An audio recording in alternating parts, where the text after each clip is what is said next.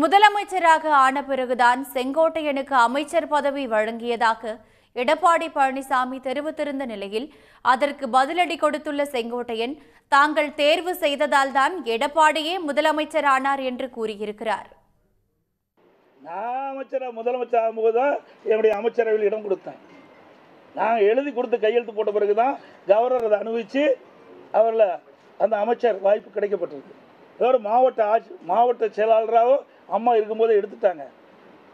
பிறகு நாங்கள் இருக்கின்ற பொழுதுதான் பொறுப்பு இருக்கும்போது அவருக்கு அந்த பதவி கொடுத்தோம்.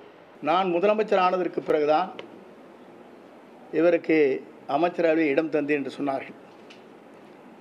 எங்களை போன்ற ஒரு முன்மொழிவில்லை என்று சொன்னால் இவர் முதலமைச்சரே ஆகியிருக்க முடியாது.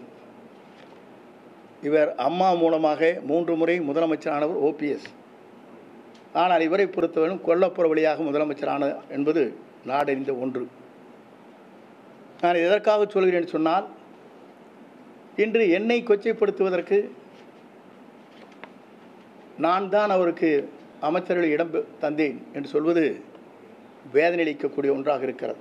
எந்த எம்எல்ஏ இவர் தேர்ந்தெடுத்தாங்க? இவரோட எத்தனை பேர் வெளியே போயிருக்கிறாங்க சொல்லுங்க. எங்களோட எத்தனை பேர் இருக்கிறாங்க? ஆக அத்தனையும் ஒரு பொய் செய்திகள். இவர் மாய உலகத்தை மக்களை உருவாக்கி அந்த பகுதியில் ஒரு சிற்றரசு போல நடந்துக்கிட்டு இருந்தார். இன்றைக்கு அந்த பகுதி மக்களுக்கு விடிவு காலம் பிறந்திருக்குது, சுதந்திரம் பெற்றிருக்குது.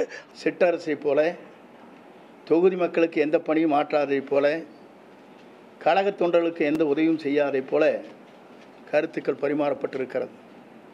எத்தனை பேர் ஒன்றிய சேர்மனாக, நகர்மன்ற தலைவராக, அதே நேரத்தில் வழக்கறிஞர் உடைய சட்ட நிபுணர்களாக நியமிக்கப்பட்ட வரலாறும் இந்த தொகுதியில் இருக்கிறது. இவர் என்ன செய்தார் என்று சொன்னால், இவருடைய மாமன்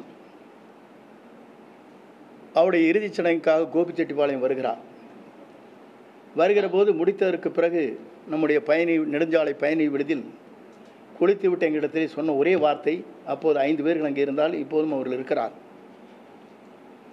ஏன்னா எல்லா பணத்தையும் உங்கள் தொகுதியில் கொண்டு கொட்டிட்டீங்க போல் இருக்குது, ரோடெல்லாம் பார்த்தா நானே எடப்பாடியிலே இப்படி இல்லைன்னு சொன்னார். எப்படி இந்த வார்த்தை இங்கே சொல்லப்பட்டிருக்கிறது? இல்லை என்று சொல்ல மறுக்க முடியாது. உடனுக்குடன் செய்திகளை தெரிந்து கொள்ள சன் நியூஸ் பெல் ஐகானை கிளிக் பண்ணுங்க.